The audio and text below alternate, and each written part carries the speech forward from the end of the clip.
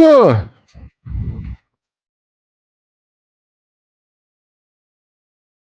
Oh no, I'm out of coffee.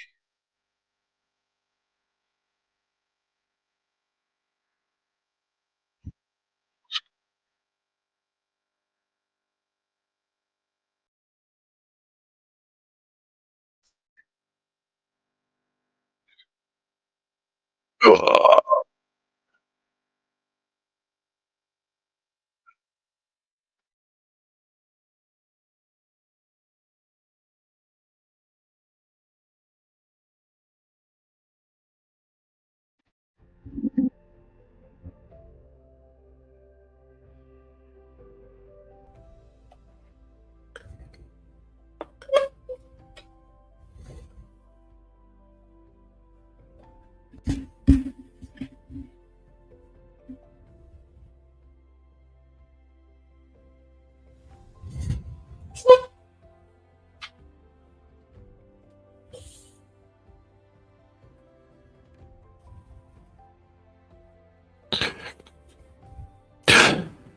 Miss Girl in the Mirror, ¿cómo estás, Doc? Muy bien, gracias. ¿Y tú?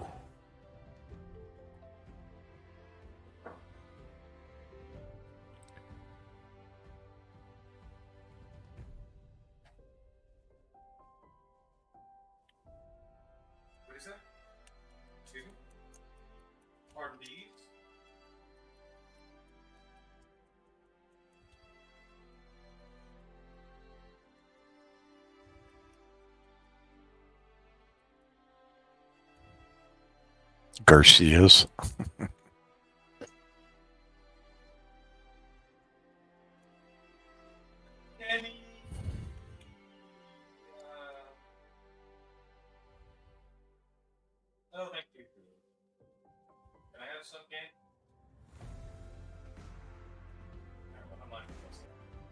Angela Catalano.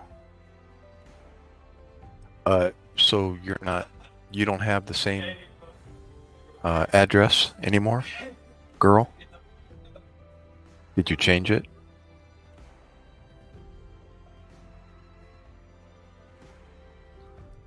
Ooh, must be nice having a lunch date. Nope, what? Oh, no? Well, I'm messaging regularly, but no response. My shirt, my red shirt, it's nothing special. It's just a company shirt from. I used to work for this company. Not anymore.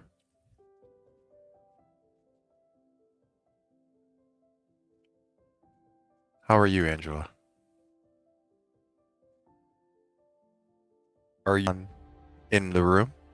It's a blonde mom and a young boy. What's a typo? Your name or the photo?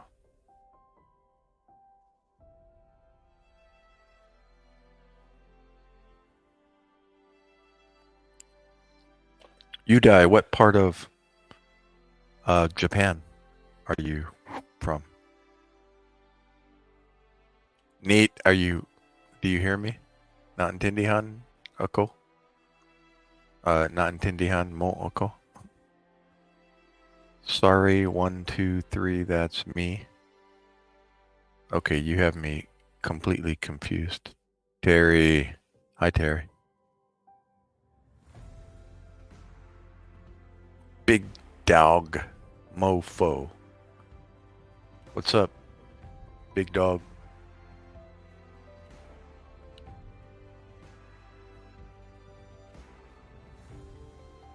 Captain Wreck-a-Ho? What's up, brother? Captain Wreck-a-Ho. Ah, I love it. Homie, where on the West Coast are you, Captain? Capitan. I should say. Is that a good guess? West Coast? On what? Two viewers? Daryl. Daryl Parker. Dominic.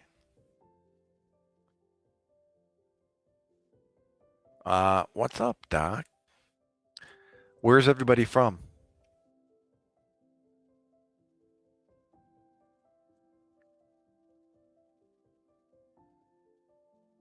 Your name's worse than mine. Made it in high school. What? You made your name in? What do you mean my name's worse than yours? Why? What's wrong with Doc MacKay? Midwest. Ah, okay. The what's up homie kind of is a West Coast, Southern California slang, so I figured. Let's see. What's the question? Are you traumatized by the time you spent in the Navy? How do you know I was in the Navy?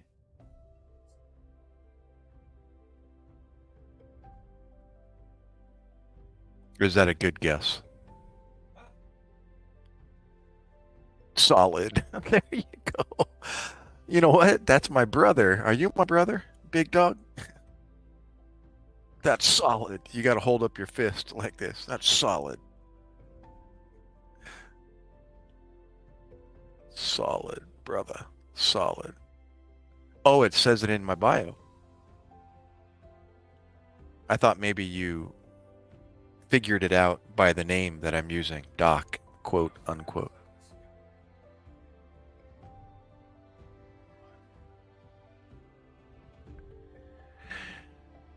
No, Foo. You? You, Foo?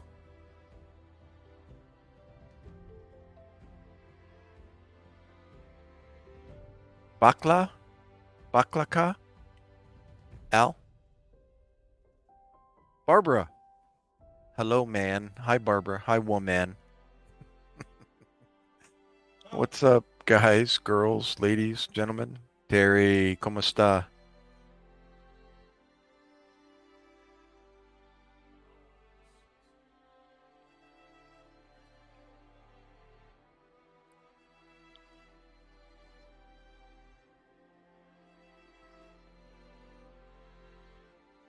Ah, Angela Catalano in Mexico. What part of Mexico?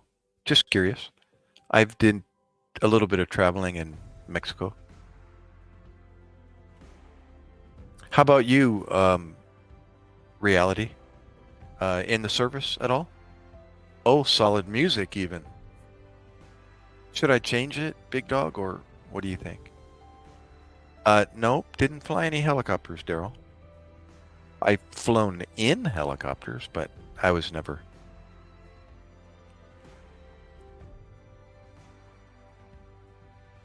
Are you looking at one of my videos? Is that what you're assuming? I flew a helicopter? No, I was just loading a patient into that helicopter.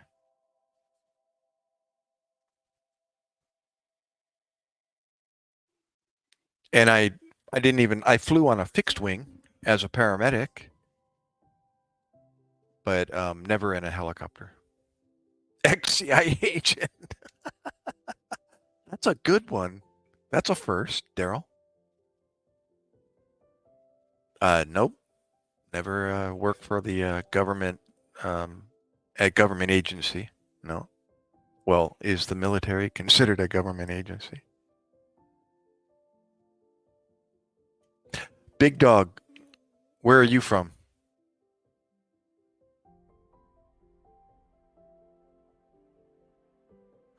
Georgia. Oh, that's right, Doka. I remember. I remember you. I'm scrolling back now. Florida. Sorry, you did say Florida. Man, why did I miss all this? And Joanne is from Honduras. ¿Cómo estás, Joanne? Is that Joan or Joanne? And you're in the Midwest, Capitan.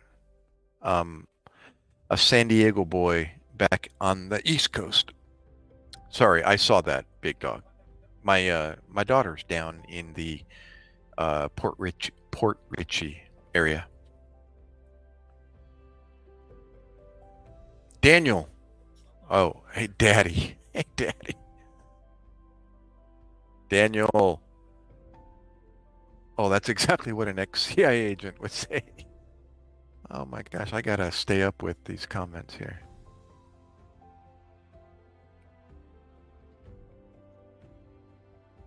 Daniel, are you a guy or a girl? Is it Danielle or Daniel? Kitty. I know Hello Kitty. Hi, Hello Kitty. Simple music. ¿Cómo está? Wait, is the UFO ours or aliens? What are you looking at? What UFO?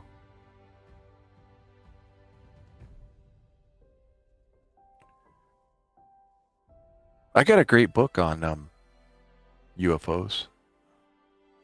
A much different um, view of UFOs. Oh, all over the internet. Um, no, I have a story, Big Mike, about an opportunity to shoot somebody, but I never did. But you want to hear it? That'll give me an opportunity to share one of my military stories. You want to hear that? Yeah, I was deployed with the 123 Marines out of Houston, Texas. Avery, um, Navy corpsman, Navy medic. Lynn Kilpatrick, what's up? And they were getting shorthanded. The medics or the corpsmen were becoming shorthanded, so they started taking from Peter to pay Paul. You know, from different units. We need you over here, so they would take one of ours and ship them out, and then we would be one less. And so one of the units that became shorthanded was a sniper unit, and they needed a corpsman to go with them because we provide medical support. I worked with the Marine Corps, if you didn't already know. Yeah, God put together a good thing when he developed the military. Sure, Lynn, whatever you feel is you want to do. Leave a comment so I can get your notification, and then I'll return the favor. So anyways, the sniper unit was shorthanded a corpsman, and they came into our, we were working in the BAS, the Battle Aid Station, basically the emergency room. It's a very primitive emergency room out in the middle of the desert, next to the Euphrates River, near the city of Hit, Iraq, HIT. So anyways, a sniper unit came into our unit and asked, our superiors for some support. So they started rotating. We had like 4 corpsmen. They rotated us one at a time, and my turn came up. So I got an opportunity to go on patrol with a sniper unit with 2 other snipers. And they called me into the room and they introduced themselves, and I introduced mine. I don't know them. They don't know me. And they basically started looking me over and saying, get rid of that. Get rid of that. What's that? I'd pull it out of my pocket and they'd say, no, you don't need that, etc. They were just looking for anything bright and shiny or things that they knew I didn't need when I was on patrol with them. So once I was good to go and I met their approval, they pretty much filled me in on this patrol we were going to go on, where we were going to go view or observe an intersection of a road, and provide support for them. And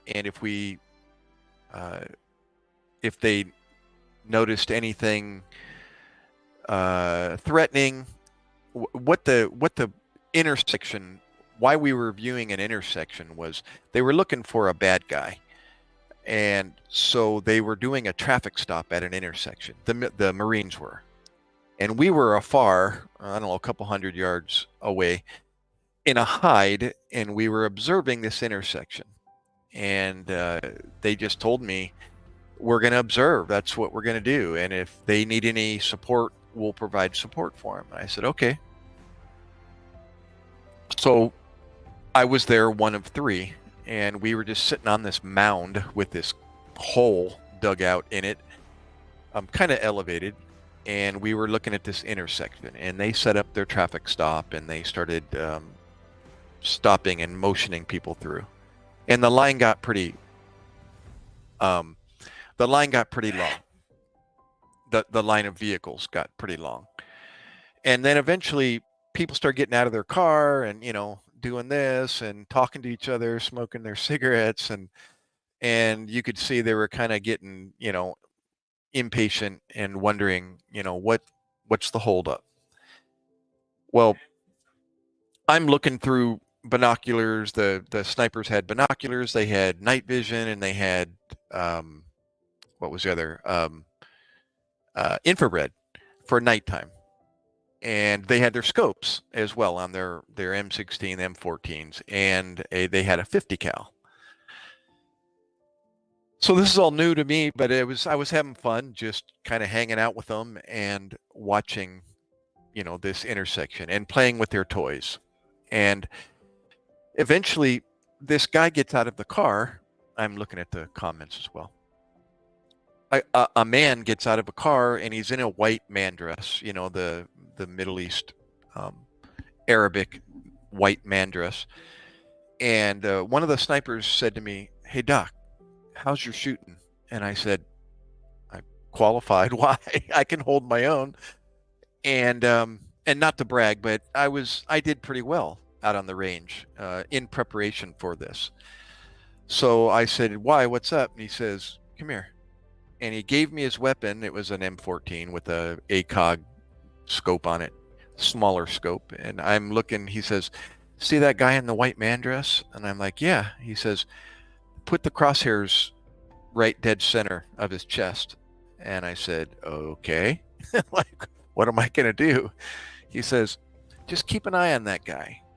There's been instances where men dressed like him will walk up to an intersection, to our traffic stops, and they'll be strapped with um, a bomb and blow themselves up and kill our Marines as well and everybody nearby."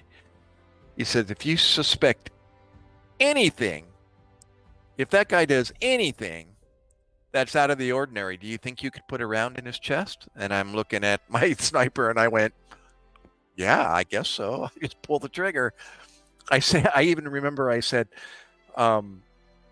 is your weapon zeroed?" He said, "Don't worry about it. Just pull the trigger if you have to." And I went, "Okay." And I thought, well, I'm a medic. I know what to do with him if I hit him. So I was thinking to myself, would I be able to do this? And in my head, I thought, of course, yeah, why wouldn't I? As long as I just keep focused on the crosshairs and where I needed to hit him, I could pull the trigger, and not worry, because he was your superior? No, actually, he was the same rank as I was. Yeah. So, but I was working with him, and, I'm qualified to pull a trigger just as well as he. And they have their rules of engagement, and, and it was basically, if they're threatening us, we can threaten them back. And so that was the go ahead if I suspected that, he was up to no good. But the bottom line, the end of the story is, he never showed any threat, and nor did I even sense any need to pull the trigger. So, but I remember, getting those instructions, and I thought to myself, can I do this? And I thought, yeah, because if I hit him, I'll know what to do. I'll I'll just, we'll be cleared to go on in, and I'll grab him, and we'll either I'll treat him, and I'll extricate him by ground or by air, whatever's available, and he'd be gone, and I wouldn't. I mean, I've treated gunshot wounds, here in the civilian world. I was a civilian paramedic. I'm not officially retired, Avery. I didn't do 20 years. I only did my 8-year contract from 1999 to 2007. And after Iraq, um, Iraq was a really dangerous place to be doing your job. It's like whatever you guys do for a living, ladies do for a living. Can you imagine doing that during war? With the threat of being shot at, or a mortar landing near you, or a rocket whizzing over your head, or an IED going off in the distance, and blowing your windows and doors open in your home. What Big Dog just said, war's wild. It's not, I can't even explain it. I can give you stories, but unless you've been there, which I never had been before this, and then experienced for the very first time, some of the things I experienced, war's wild. It's not a it's not a good place. So what I was saying is, because of that, I decided to step out of the Navy. I really did. I became a new daddy when I got home. My 19-year-old right over here, he was just born when I got home, a month later, and I was in my 40s. I was an older medic at the time, and I decided, you know what, I need to step aside. It's a young man's game. Somebody said over there, military is a young man's game, and a young single man's game. Somebody that's, you know, full of, what's the expression? Full of adrenaline and, ready to get some. So, um, he is in college, first year. He is kind of undecided, but he's pursuing a medical career. So it looks like he might just be following what mom and dad did for a living. My wife's a nurse. I was a civilian paramedic and a uh, reserve Navy corpsman. And then I got deployed in 2004. Yeah, I was going to say young, dumb, and full of, and then leave it blank. But yeah.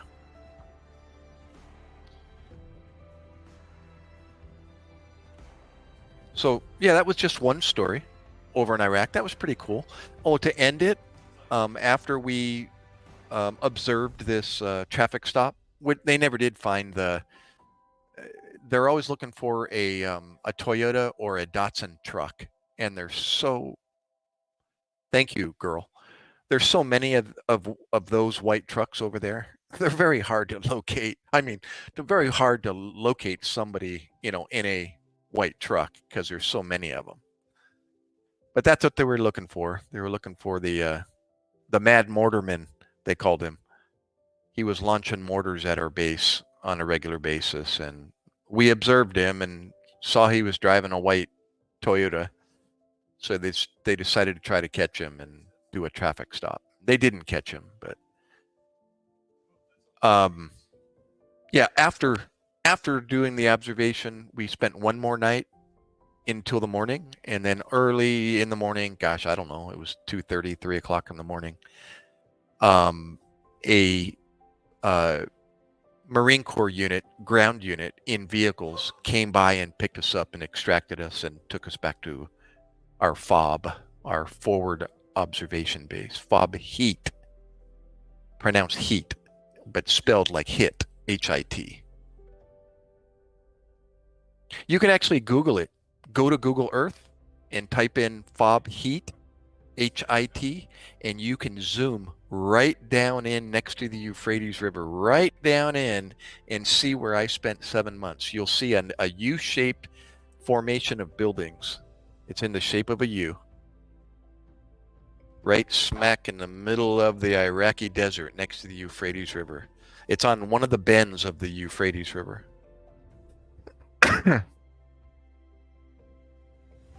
I believe you can locate it if you type in FOB heat. Was I ever under bad fire any other time you had to make life decisions? Um, for 7 months we were under fire by rockets and mortars, and we actually kept track on a dry erase board of all things. But every time we got mortared or rocketed, we we had mortars, rockets, small arms, and IEDs, and we had this categorized on this dry erase board, and we'd put a check or a mark every time we experienced something. And at the very end, we were we got mortared 101 times, 50 rockets, one VB IED, that's a vehicle-borne IED, and a bunch of small arm kind of random, pop, pop, pop, and we'd put a mark if if somebody experienced it, we'd put a mark for that. But yeah, 101 mortars, 50 rockets, and it was horrible at times. Yeah, dry erase board, higher ranking than the rest of us. He was youngest. He was 27 years old, and the rest of us were over 40. And he was in charge because he was more time at his rate as a corpsman. So we were officially under a 27-year-old corpsman. But that was the worst of the 7 months. But we were considered the most heavily mortared and rocketed fob in the theater at the time. And I knew that going in, but I had no idea what that meant or what that was going to be like. It sounded pretty bad, and I was pretty nervous. So was everybody else. But and just to clarify, what you hear on the media and the news and so on and so forth, there's two objectives for the military. And I learned this, and it made sense. It made total sense once I went over there. There's two things they're concerned about. Two things. And that is, you can do your job well, whatever it is, whether you're a grunt, a motor T, motor transportation division, a corpsman, down the line. Whatever it is you do, that you do it well, that you know your job well, and that you get home. That's the emphasis. I don't care why I'm there. That's not for me to decide. I already made that decision by putting my signature on the dotted line. I volunteered. People say, "Oh, the government shouldn't be sending their troops." No. I signed up for it. So that was my decision, not the government's decision. That was my decision to go in. So, anyways, yeah, two things they're worried about. They're concerned about: that I can do my job well and that I get home. And so when people ask me, "So what do you think about the war?" It's like, I really don't care. All I know is I got a job to do, and I do it well, and that I get home to my family. And that's why the rest of the U.S., which it appears by the feedback, is now understands that, and they're more supportive of the troops. Yeah, don't worry about why we're over there. God, I'm just like you or you or you. Just if it wasn't for the military, you fill in the blank. If the USA didn't have a military, God forbid we didn't have a military, there's always going to be wars. There's always going to be bad guys out there, and they have no business, being in this world, whether they're in Iraq or Afghanistan or China or North Korea. Somebody needs to keep an eye on those idiots. The USA is considered the strongest military might in the world. So, and I chose to put my name on the dotted line. I was curious about the military. Never took the bait back when I was younger. So I joined at 37 years old, guys. The cutoff age is 42. You want to join the military? Go to a recruiter and tell them what you do in the civilian world. No matter what it is you do. They'll tell you, oh, we can bring you in either doing the same job or we can put you to school and teach you something as well. Or if you have a bachelor's or above, you can be an officer. And I did not have a bachelor's, so I came in as a third class petty officer, E4, and then eventually I tested and got my E5. Wow, is he still alive, Big Dog? Holy moly. 101? Wow. Have you sat down and listened to any of his stories? Does he ever talk about? I mean, elderly people are full of stories anyways. I loved it. I have an 84-year-old friend. Wow. He was born the same year my dad was, and I lost my dad in 2017. Hi, Kim. But I met this man, and he's born the same year as my dad. So I call him my surrogate dad. Well, anyways, he's full of stories, and he's funny, and it's just so cool to ask him questions and let him tell me about his military career or, how he grew up and all of that. So, wow. Yeah, suck up those stories from your grandfather. So cool. God, 101. Speaking of medical stories, another kind of bit of my career was the oldest person I ever transported. And get this, this is way like bizarre. It surprised me big time. So part of emergency medicine at the basic level, when I was a basic EMT, before I was a paramedic, the bread and butter of our job is picking up patients at the nursing home and taking them to a doctor's appointment because they can't sit up in a vehicle. And a lot of elderly people are bedridden, so they have to remain laying flat. They can't even bend their body anymore to get them in a chair. So they got to lay flat. So they get an ambulance to transport them to their toenail appointment or their checkup or their whatever, just to the doctor's office. An ambulance does that. And then we'll take him there. And when he's ready, we'll pick him up and we'll take him back home. Well, hold that thought, Big Dog, about Iwo Jima. Um, Good story behind that. I didn't know before I joined the military. Um, so I'm transporting this older man. I mean, he looked old, and he was bedridden, but he could talk still, and he was quite humorous, quite funny. And I'm doing my paperwork on the way back to his nursing home, and I got his hospital face sheet, we call it, with his name and birthday and medical history, etc.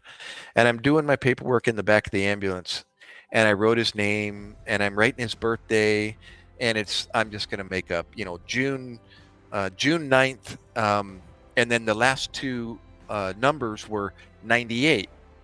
And I went, 98? 1990? No, this has got to be a typo. I thought he wasn't born 1998, So I asked him, I said, "Excuse me, sir." He's like, "Yes." I said, "How old are you?" He says, "I'm 105." And I went, "What?" He says, "Yes, sir." And I looked back at his birthday and I thought, "Oh my gosh." And I did the math real quick. I go, at the time, he was born in 1898. He was 105 years old, laying on my gurney. So when you said your grandfather was 101, I'm like, whoa, this man was 105. I had to look on Google. President McKinley was the president when he was born. That's like, whoa, that's history book. That's history book stuff. I know. So that wasn't a typo. He was born in 1898. So do the math. 105 is that 2003 or 1898 plus 105? 2003? Is that right? What is that? What does it make? 105 plus 1898. It'd be 2003. Yeah. Was that 2003? That doesn't sound right. Yeah, so this is, years later. So he was born in 23. Right, right, right. You were born in 83? Oh, you're only a year older than my eldest son. Wow, you're going to be, wait, wait, wait. Your dad was born in 1953. You were born in 83. Oh, so you're going to be 41 this year, correct? Big dog? My son's going to be 40 in November. He was born in 84.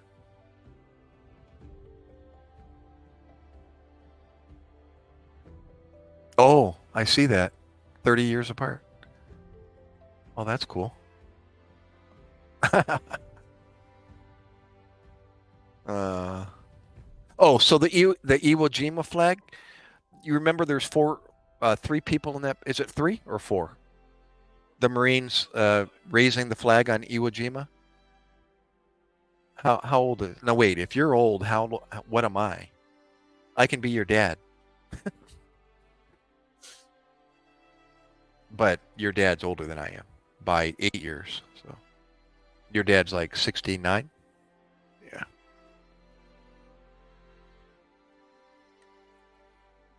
I was just a young dad. Oh, the most serene stream I've ever seen. That rhymes, Jeremy. Guys, sorry. I'm muted. Sorry. Oh, I was saying, yeah, Iwo Jima. Four people on Iwo Jima. One of them's not a Marine. So now that you see my live stream, what was that fourth person? He was a Navy corpsman. And I was like, whoa, that's pretty cool. Yep. So when they say the Marines, raising the flag on Iwo Jima, it's like you can correct them now. Say they weren't all Marines. We get to wear their uniform. Matter of fact, I have the Marine Corps cover. Um, this one, the one down below my that picture right there. You can see I'm wearing the cover of the Marine Corps, but I've got the Navy insignia on the hat. Oh yeah,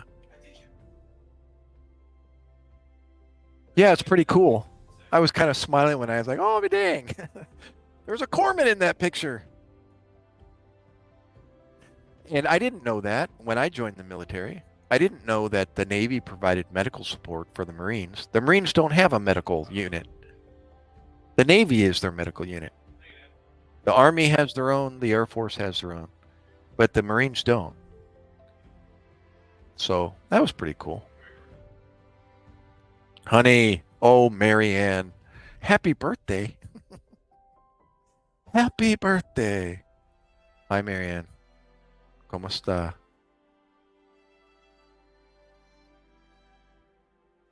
Oh, who else said this is the most serene stream I've ever seen?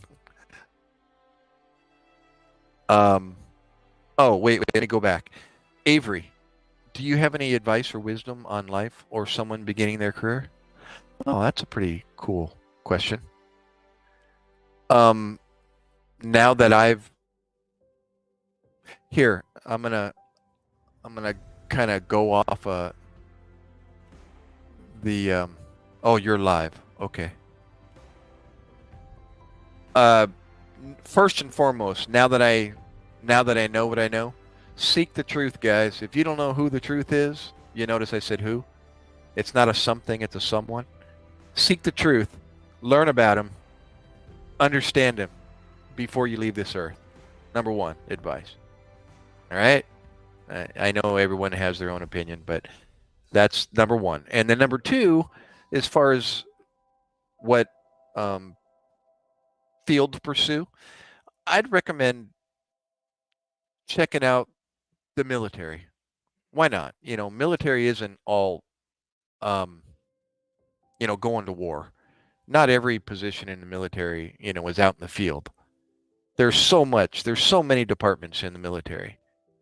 And you can join the military up until you're 42 years old. Think about it. 42 plus a 20-year career equals 62. That is I'll be 62 in August. I can collect my Social Security in at 62. Um, so officially you can retire at 62. Um,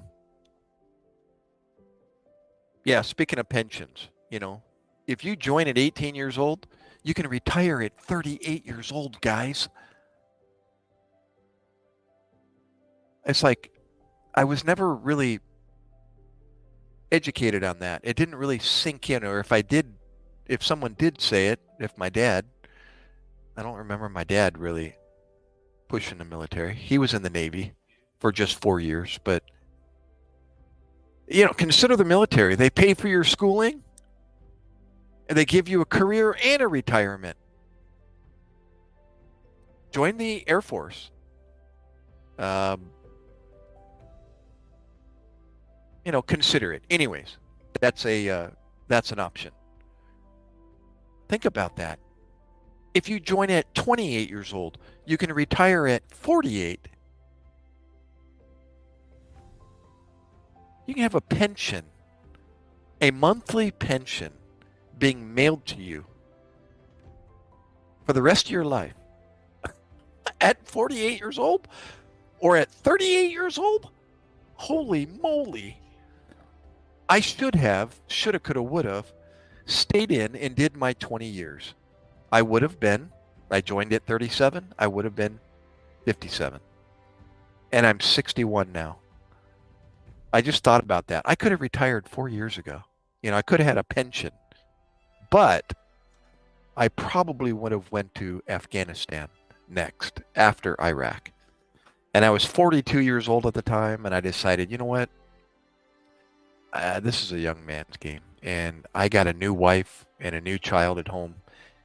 I can't be running around the hills of Afghanistan. I'm in the best shape of my life at that time. No, I'm not a big time YouTuber, big dog. I'm just doing this for passing time tonight because I'm not tired. So, um, I know I'm all over the place but I'm reading your comments. My girlfriend's National Guard. She said it's the best thing she ever did. Yeah, she grew up fairly anti-war. You know, have you guys? If you want to watch a good movie, I know I'm not up to speed on the current movies, but um, speaking of anti-war, has anybody seen? Hey, Reggie. Has anybody ever seen the movie The Greatest Beer Run Ever? I'd never even heard of that. And at the doctor's office, the radiologist that was treating me asked me, "Have you ever seen The Greatest Beer Run Ever?" Check that movie out. You can catch it on the Apple TV. I don't know. It might be available on Apple Plus or whatever. But I found it for like $6.99, $6.99. But it kind of hits on, yes, a Zac Efron film. Oh my gosh. I didn't even realize, and what's his name? Bill Murray is the bartender, and good old the famous actor, British actor, what's his name? Plays the AP journalist, photographer. You got Russell Crowe. Thank you, Jeremy. Russell Crowe, what a great part he plays. And it's just a really cool movie. They kind of like quickly, every scene is like a blast from the past, from a past of history that a lot of people have heard about, about that time, that era, the Vietnam era. And anti-war is in it, and it kind of quickly progresses through that. The demonstrations and the yada yada, the disagreements, the signs that said baby killer and all of that, the resistance against the Vietnam War. And it just hits on that. And when you said that, that I thought of that movie. And it mentions, it kind of gives both sides, those that understand why we have war, and then those that don't understand, that decide to hold signs that say, peace, not a love, not war, yada yada yada. And it kind of goes back to what we were talking about earlier. You know what? There's always been a military, since the beginning of creation. There's always been war. There's always going to be war. And don't get too hung up on. This is still some of my advice. Is don't get hung up on the who, what, when, where, and whys, but rather understand that there is, and there's always going to be. There's always going to be a military. If the USA didn't have a military, we wouldn't be the USA. And therefore, because of that, our guys and girls, are going to be going over and supporting causes. Whether they're right or wrong, they're going to be putting themselves in harm's way, and they're one of us. So support them. Let them get trained well so they can do their job well, and support them getting home. And do what you guys are saying, to me. Thank you. Appreciate your, thank God you made it home. Good job. It sucks over there. Do you think I'm like jumping up and down in the deserts of Iraq? It sucked. And then to have idiots launching 60 and 80 millimeter mortars at you at where you're sleeping while you're trying to eat or poop in an outhouse. It sucks. Yeah. So, don't worry about, the why. I never was, a one to understand why we had a military, and really what their purpose was. I actually wrote a vlog. If you're interested, it's no biggie. I'm a nobody, but an old school blog site. I don't know if you've heard of blogspot.com, but let's see, what am I typing here? I wrote a few after action stories after I got back from Iraq, and about some of the calls that I already told you about. That one with the sniper. Did I talk about that one? I think I did. And it's called Illusion Dweller. I'm typing it here. .blogspot.com. And I wrote a little preface to the site, and I tell about what brought me into the military, and then what I learned after I joined the military, and the perspective that I learned that I didn't know before, that I never saw. And I think it says it the best. So there's my blog spot. I was going to say you have a book or at least a short story in you.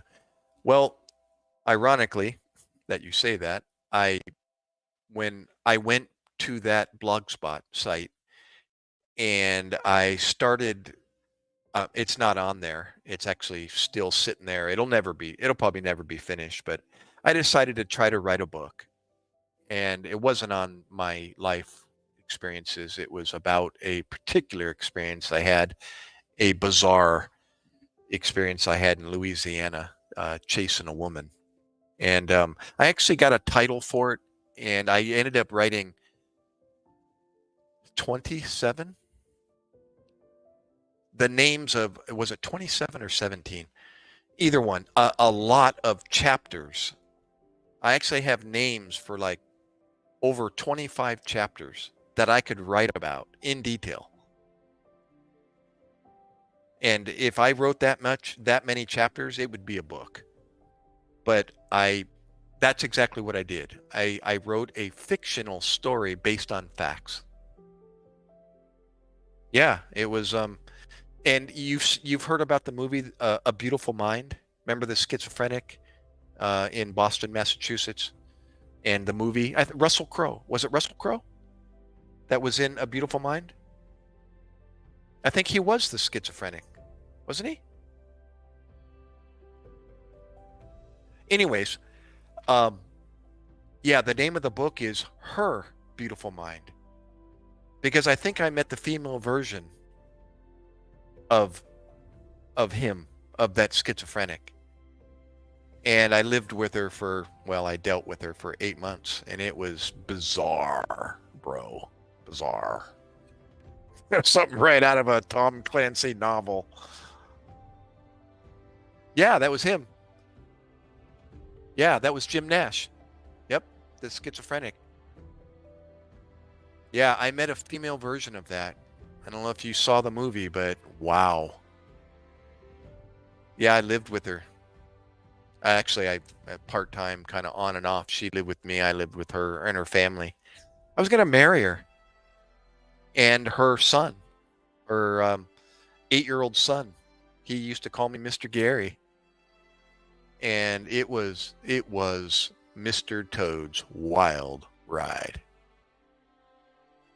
No, not the trans James Nash. No, female James Nash. No, I think that was his name. He was a schizophrenic. True story.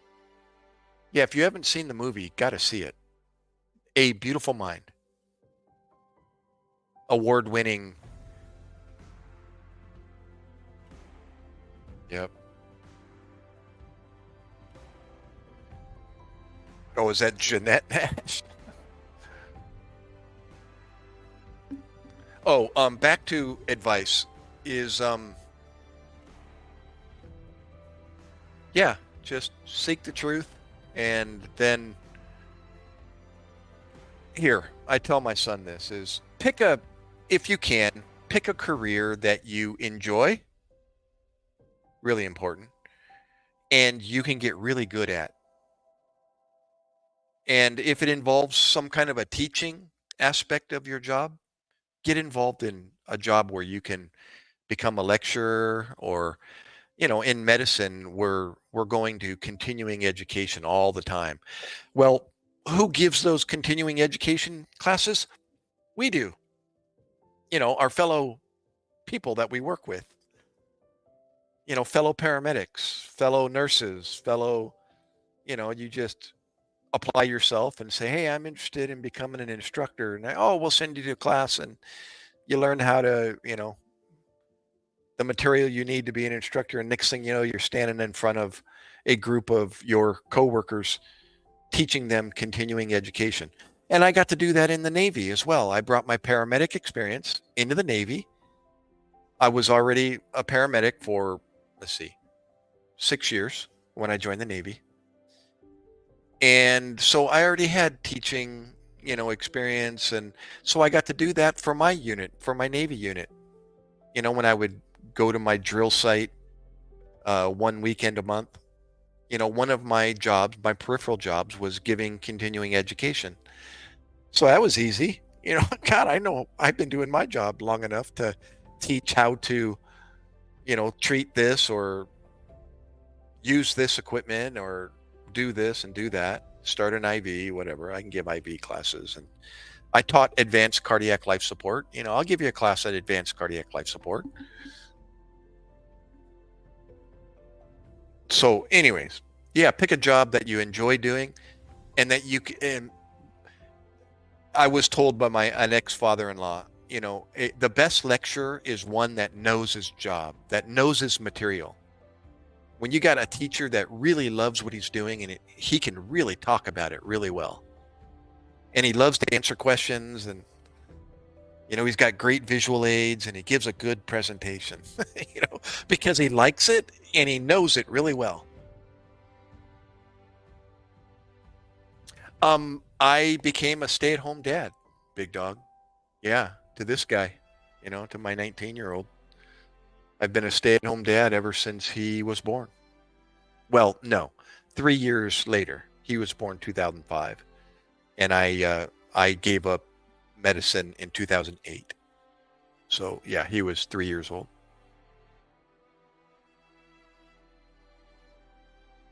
So now I'm a stay-at-home husband and a bass fisherman out of a kayak. The wife, yeah, she's a nurse. She makes the big bucks. Yeah, awesome wife. Sick wife? No.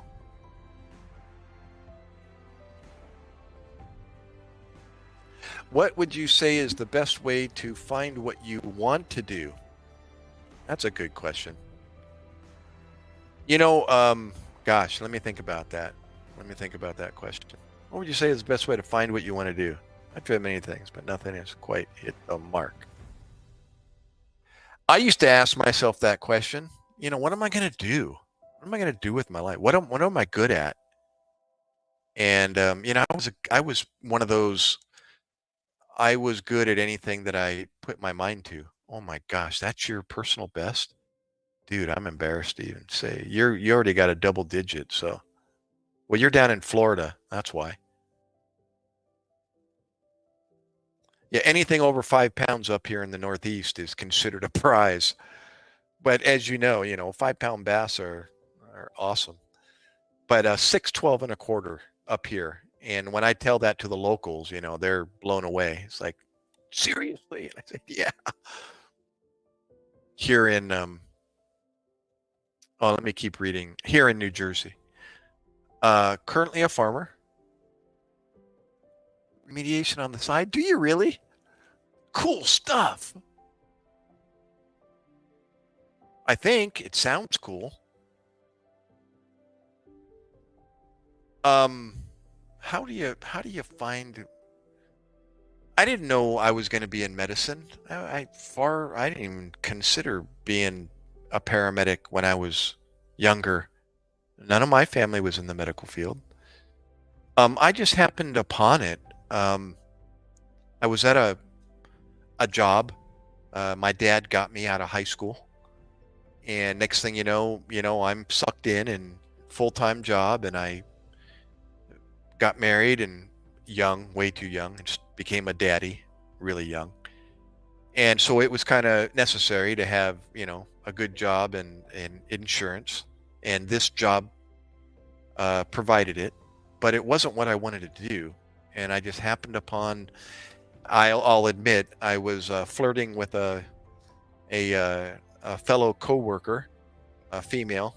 And while she was eating lunch, I went to have lunch with her, or sit down and have lunch with her. And she had flashcards in her hand, and she was studying these flashcards. And I'm like, "What are you studying?" She's like, "Oh, I'm going through a nursing program." And I went, "Oh, really?" She's like, "Yeah, you want to help me?" And I said, "How am I going to help?" She said, "Test me on this medical terminology." So she had these flashcards. The word was on the front, and then the meaning is on the back. So at lunch, I found myself back there, helping her study. And I started looking at these words, and I'm like, "Whoa, these are cool." And now I'm kind of doing a self study on the meaning of these medical terms. And then one thing led to the other, and I made a phone call to my brother and say, "Hey, his best friend in high school became a paramedic, and he ended up in doing like a 30 plus year career as a paramedic." So I actually reunited with him on Facebook, and the rest is history. And he plugged me into, what schools to go to, how to start. And then next thing you know, about let's see, I started going to school in '89. Yeah, 4 years later, I went back to school to become a paramedic,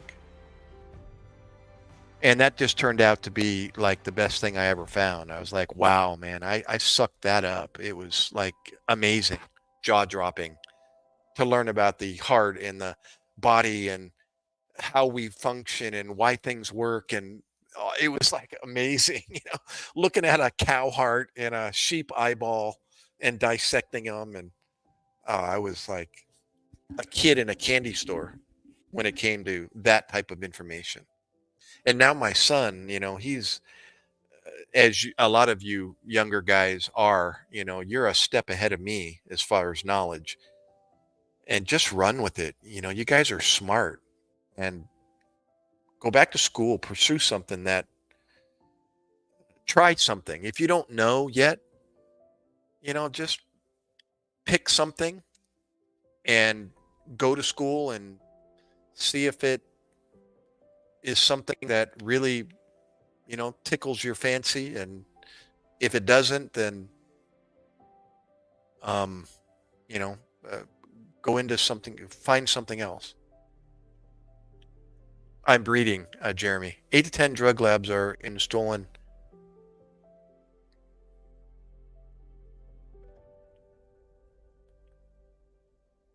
Oh, you're talking about the car.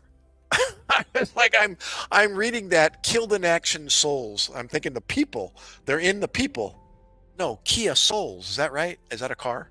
I know a Kia is a car. Is a soul? Is that the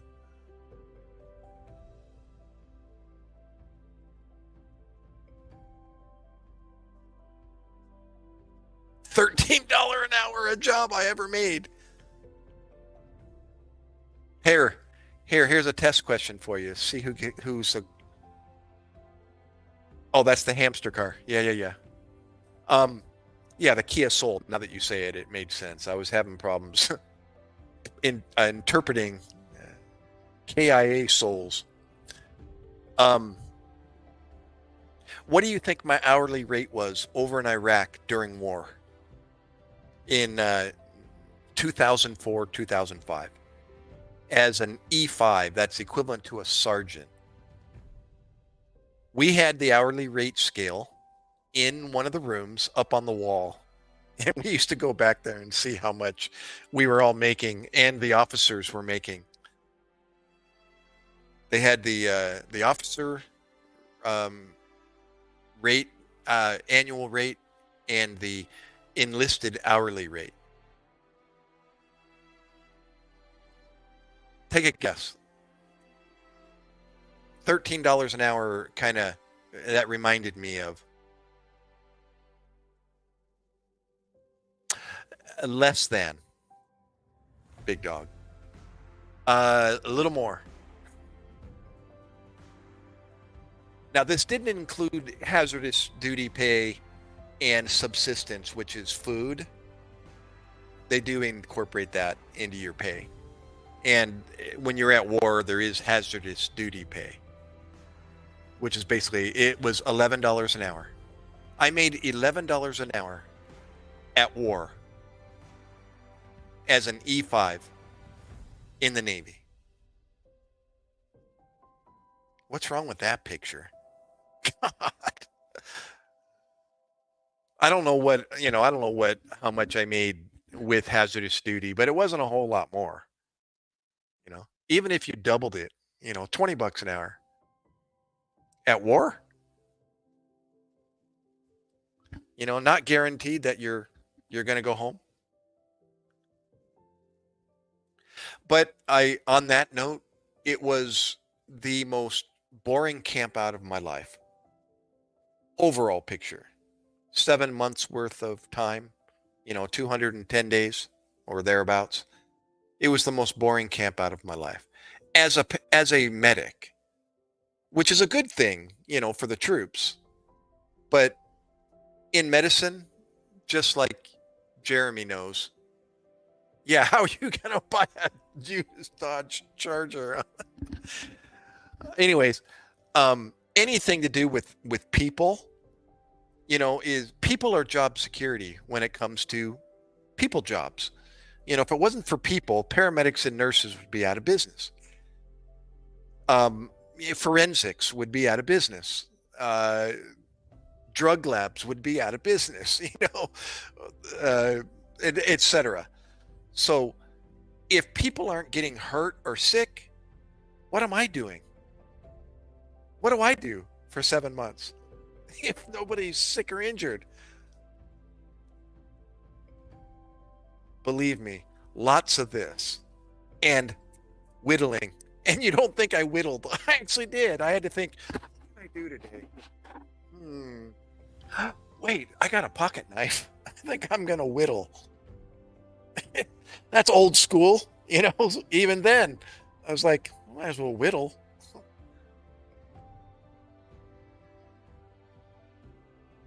Yeah, exactly. I agree. And you know what? You know what benefits I have now, big dog?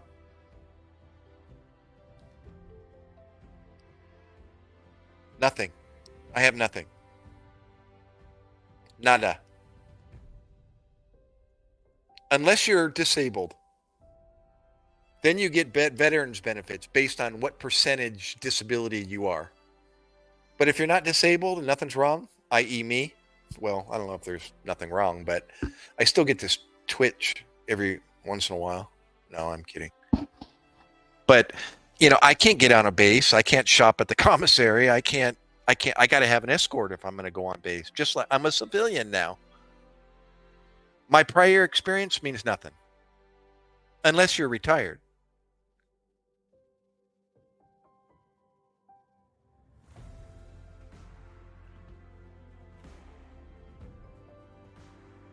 Yeah, and if you're retired, then you get saluted, you get on base, you can go on any base. They salute well, if you're an officer.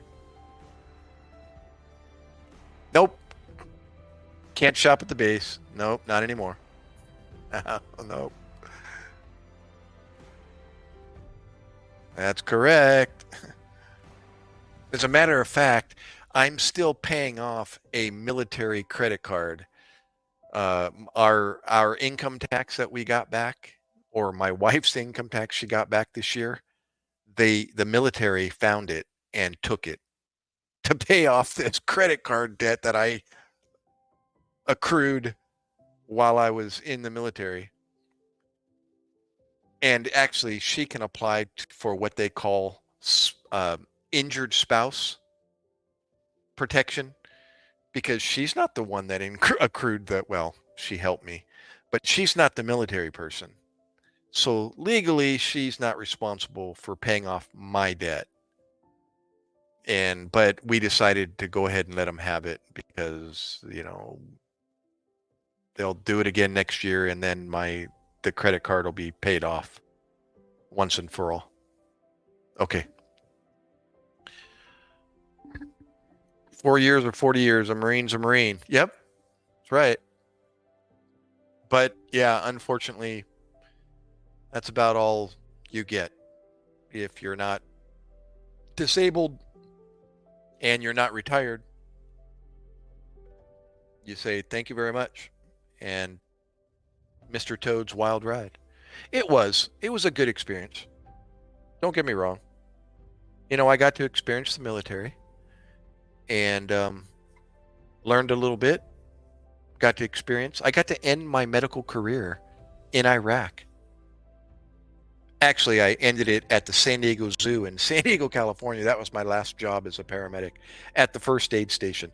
But actually doing my job, or an opportunity to do what I know, using my skills, ended in Iraq. And I didn't really get to do anything over in Iraq except go on patrol with a sniper unit. And I went on one. You can read it actually at that blog spot. I ended up finding a vehicle mine, and yeah, you want to meet a girl like my wife who makes the big bucks? I got into an argument. Bro, I'm just a young. Well, I was an older guy joining the military. But as far as having experience when I joined, well, that doesn't make sense either. I was an older guy in the military that was looked up to already because of my age, but I knew nothing as far as the military. I was like, hey, I'm just as green as you are, 18-year-old as far as the military goes. But I had my job experience and I could teach the young guys something. But it was it was a cool ride. Being a paramedic in the civilian world was wild. Absolutely. Actually, that's my emphasis, or I want to be the emphasis of my channel, is to tell prior military stories and maybe find people that are also involved in the business or were involved in the business, whether it's the military or civilian world, in the medical business, and get them on stage and do interviews like some of these guys that are doing, these military, ex-military members doing interview shows. I'd love to do that. I think that would take off, a reality show. Two paramedics sharing, locker room stories about calls that they experienced and wild stuff that they've seen and done. God, I could tell stories forever. Bizarre. I've got so many. I've told a few. You can see some of my videos and listen to a few stories that I've told. A boa constrictor call that I ran on that was going to be a TV show, but they never ran with it. True story. Yeah, I find that in the corporate world, you get a lot of young guys supervising older guys. Yeah, well, that's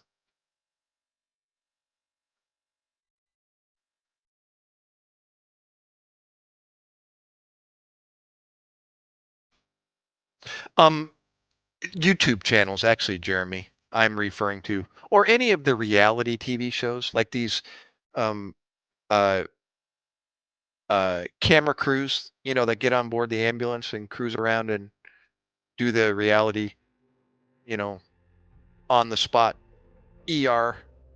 Yeah. And then the the ex-Navy SEALs, there's a few of them out there. I follow a few um that I have some pretty cool interviews. The one guy that killed bin Laden, and what's that guy's name that has that really um popular YouTube channel?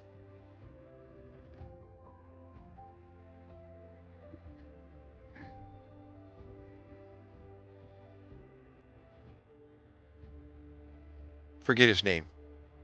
Very well done. He sells those gummy bears. Yeah, the bald dude. That's him. He always gives his gummies to his guests.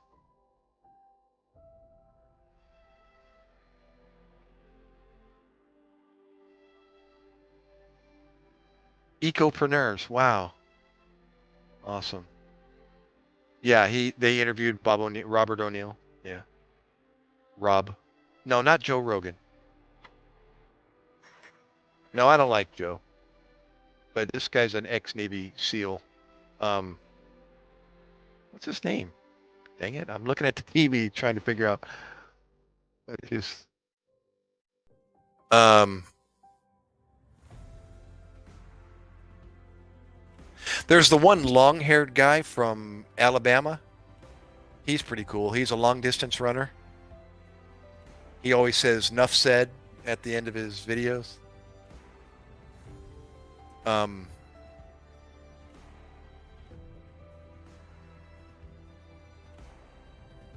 yeah, I forget. Anyways, but I would like to do that. I actually pursued it, and I just need somebody that can guide me, and help with the social media part and put out the word so I can get people to come on board and say, yeah, I'd like to. I already got a few people in my head from prior people I worked with, or my preceptor, that I trained under. He's retired. I'd love to get a hold of him and see if he'd do a an interview with me, and then I'll edit it and then put it out as a finished interview. You can do it on this platform on StreamYard instead of posting live like I'm doing now. You just do it as a recording, like a private recording, one-on-one between you and him. But you're doing the same thing. Like I would be up here and he'd be down there, or side by side.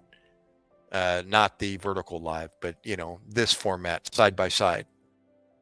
And he'll be at home on his laptop or whatever, his phone, and I'm here, and we do an interview, and then I can edit it, and edit out all the downtime, and then do whatever editing magic, and then post it as a completed video, and make it a show, make a show out of it, where I'm having different guests, every week or whatever, and do it that way. Well, hey guys, girls, everybody, girl in the mirror, Courtney, Jeremy, Big Dog. I'm actually using my son's cell phone, or one of them, and he's going to bed and he wants to get it back. It's kind of the standard routine. So he just let me know he's going to bed and he wants his phone back. So I'm going to end it here. And again, I have no regular schedule. This is just random. I come on and want somebody to talk to. And vertical live seems to be the way to go. It attracts a broader audience. So, but I love talking about and answering questions. And so, yeah, let's do it again. If you want to, find out when I come on again, subscribe or leave a comment, and I can return the favor if you're growing your YouTube channel. And yeah, either way, let's do it again. I'm gonna sign out, and I don't know, maybe tomorrow I'll do it again. But yeah, if you subscribe or click the bell icon, you know the drill. You'll get the alert that I'm live again. Sean Ryan, thank you. Good job. That's him. Sean Ryan, yeah. Real, I applaud him. It's really good. The backdrop, the studio that he developed. All right, guys. I really appreciate it. Thanks. And thanks for all the questions. And if I rambled, well, that's what I'm good at. Ask my wife. The gift of gab. Remember that 84-year-old friend of mine I told you about, my dad's age? He tells me that. Gary, you've got a gift of gab. Yeah, well, that's his interviews. He kind of interviews a few wackos. Yeah, awesome. Thanks, Jeremy. And Big Dog and all the rest of you guys and girls for hanging out. Awesome. All right. Later, as you were, as I say in all my videos. Later, guys.